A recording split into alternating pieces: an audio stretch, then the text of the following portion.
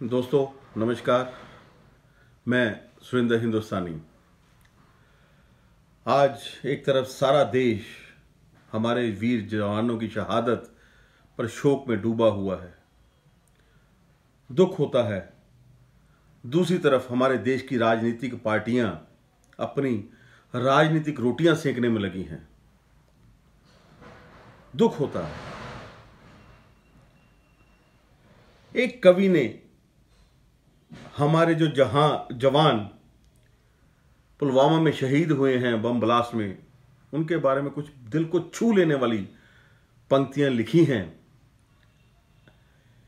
ऐसा विस्फोट हुआ जिस्म का पता ही नहीं, ऐसा विस्फोट हुआ जिस्म का पता ही नहीं, पूरे ही जिस्म की बोटियां चली गईं। आपके लिए तो एक आदमी मरा है साहिब, आपके लिए तो एक आदमी मरा है साहिब, किंतु मेरे घर की तो रोटियां ही चली गईं। कितना दर्द है इन पंक्तियों में। क्या यह दर्द हमारे राजनेताओं को समझ में आएगा?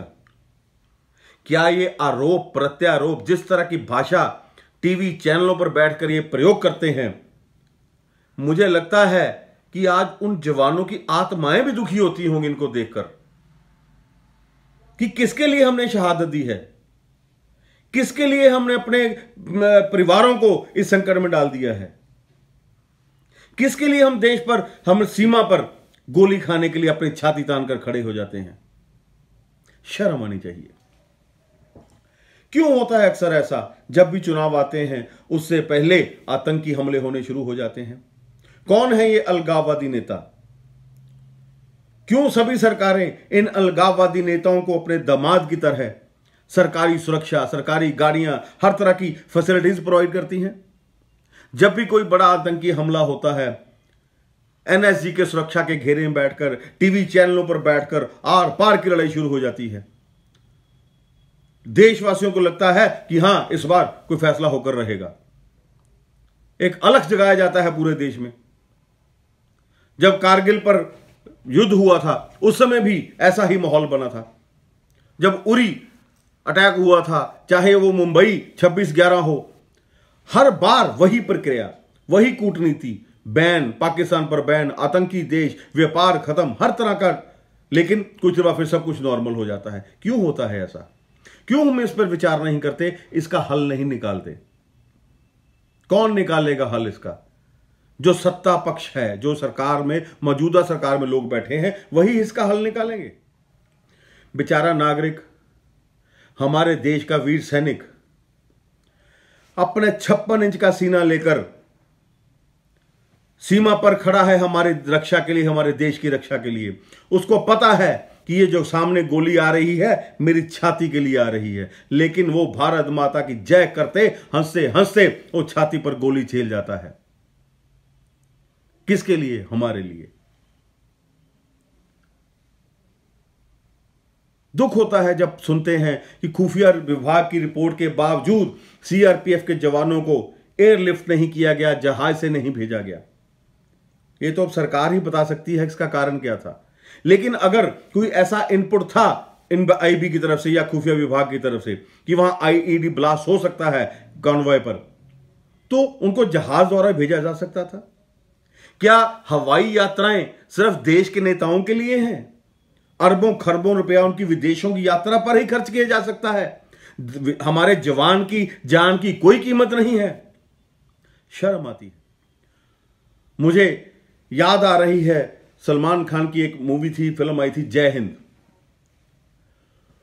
उसमें जो गृह मंत्री, होम मिनिस्टर दिखाए गए थे, उन्होंने एक डायलॉग बोला था, आप सबको सुना रहा हूं, सुनिए उसको। तुम भी अपनी भड़ास निकाल लो, जाओ।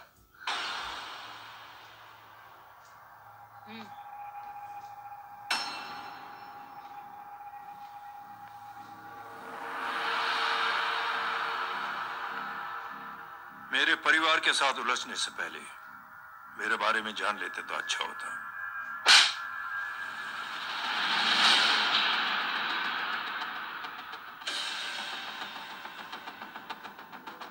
एक पत्रकार ने हमारे खिलाफ बहुत गलत लिखा, बहुत गलत। हमने उसके हाथ कटवा दिए।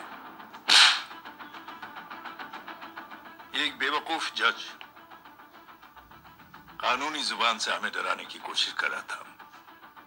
हमने उसकी जुबान कटवा दी। जब मैं डिफेंस मिनिस्टर था तब हमारी कुर्सी को खतरा था, तो हमने आतंकवादी हमले करवाए। काउंटर अटैक में हमारे कुछ जवान भी शहीद हो गए। फिर हमने देशभक्ति का नारा जोर शोर से लगाया। कुर्सी भी बच गई, बल्कि प्रमोशन भी हुआ। अभी कुछ ही दिनों की बात है, एक अपाहिज लड़की ने आत्महत्या कर ली। उसके भाई ने मेरी बेटी के खिलाफ आवाज उठाना शुरू किया। अफसोस, उसे भी हमें उसकी बहन के पास भेजना पड़ा। जय।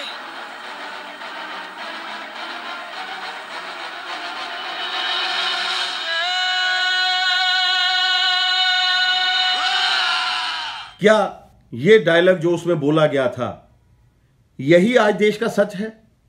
क्या सभी राजनीतिक पार्टियां हम देशवासियों को इसी तरह से ठगने में लगी, उल्लू बनाने में लगी हैं? मैं नहीं कहता कि यह सच्चाई है या वास्तविकता है, लेकिन अक्सर फिल्मों में ऐसे दृश्य दिखाए जाते हैं तो कहीं ना कहीं तो शक पैदा होता है, दुख होता है कि क्यों आज हमारे देश का खून खौल रहा है, कि क्यों ऐसा नहीं होता, इस पर रोक लगे। हमारे जवानों को शहादत क्यों देनी पड़ती है? जनता तो सवाल पूछेगी, और पूछे भी क्यों ना। जनता ने पूरे विश्वास के साथ भारतीय जनता पार्टी को अपने देश की सत्ता की कमान सौंपी थी।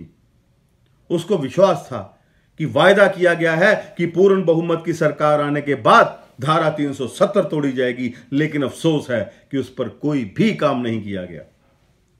बहुत सी सरकारें आई, वायदे किए गए। जब भी नई सरकार आती है, नए तजुर्बे शुरू किए जाते हैं, नई नीतियां बनाई जाती हैं, नई सोच बनाई जाती है, लेकिन नतीजा क्या निकलता है? आतंकवाद। नए नए वायदे हुए, नई नई सोच बदली, ना तो धारा 370 हटी और ना ही एक के बदले 10 सिर आए। जवानों के तो घर उजड़ गए। आज फिर पाकिस्तान को आतंकी देश घोषित किए जाने का प्रयास हो रहा है। आज फिर उसको बार बार चेतावनी दी जा रही है। लेकिन अफसोस होता है जब सुनने में आता है कि हमारे ही देश के कुछ नेताओं के बच्चे पाकिस्तान के साथ व्यापार साझा कर रहे हैं। व्यापार बंद कर दिया गया, सब कुछ बातचीत बंद कर दी गई, हमारे राजदूत को वापस बुला लिया गया, लेकिन अफसोस है कि आज भी लाहौर दिल्ली बस उसी तरह चल रही है। क्यों? उस आतंकी देश के नागरिकों को हम सर पर बैठा के ला रहे हैं। 2 जिप्सियां आगे, 2 जिप्सियां पीछे। कितना करोड़ों का बजट है इस बस की सुरक्षा के लिए। क्यों नहीं बस को बंद किया जाता? कौन जिम्मेदार है इन जवानों की शहादत का? मुझे याद है कि जब आज से लगभग 20 साल पहले हमारे ही एक हवाई जहाज को अपहरण करके, हाईजैक करके कंधार लेके जाया गया था, तब पूरे विश्व ने देखा था कि यही मसूद अजहर जो आतंकी है, इनका सरगना है, इसको छुड़ाने की खातिर हमारे देशवासियों को शहीद किया गया था। तो हमारे उस समय की जो सरकार थी वो दबाव में आई, उसे मसूद अजहर को छोड़ने का फैसला किया और हमारे ही विदेश मंत्री उसको छोड़ने गए। वही मसूद अजहर को आज आतंकी घोषित करने के लिए प्रमाण मांगे जा रहे हैं। शर्म की बात है। पूरे विश्व ने देखा कि उस आतंकी को छुड़वाने के लिए हवाई जहाज का अपहरण किया गया, हमारे देशवासियों की हत्या की गई। तो कब तक चलेगा ये?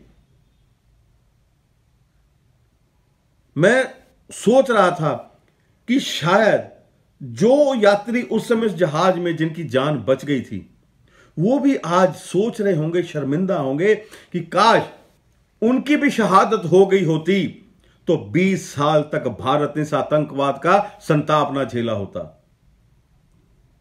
20 साल से हमारे वीर सैनिकों की जानें ना जाती, हमारे निर्दोष नागरिक ना शहीद होते। लाखों कुर्बानियां हमने दी, करोड़ों अरबों रुपए का बजट चला गया आतंकवाद से लड़ाई लड़ने में, सिर्फ इस मसूद अजहर की खातिर। अब भी विश्व को हमें दिखाना है कि यह आतंकी है। सही कहा है कि आतंकी का कोई धर्म नहीं होता, कोई जात नहीं होती, कोई देश नहीं होता, लेकिन पाकिस्तान आतंकी देश सारा विश्व जानता है, अपने देश में आतंकियों को पनाह दे रहा है। और सबूत क्या चाहिए? पुलवामा जो बम ब्लास्ट हुआ है उसकी जिम्मेवारी किसने ली? जैश ए मोहम्मद ने। जैश ए मोहम्मद का सरगना कौन है? मसूद अजहर। तो एक बार फिर वही बात कि प्रमाण मांगे जा रहे हैं। मैं मोदी जी से अपील करता हूं, प्रधानमंत्री जी, अब मौका है 56 इंच का सीना दिखाने का। अब कूटनीति नहीं चाहिए, देशवासी कूटनीति नहीं मांग रहे, वो सीधा का सीधा प्रहार मांग रहे हैं। घुसिए पाकिस्तान में और मार कर या जिंदा पकड़ लाइए मसूद अजहर को। पूरा देश आपके साथ है, पूरी सेना आपके साथ है। आप आगे बढ़िए और कार्रवाई करिए। जय हिंद, जय भारत।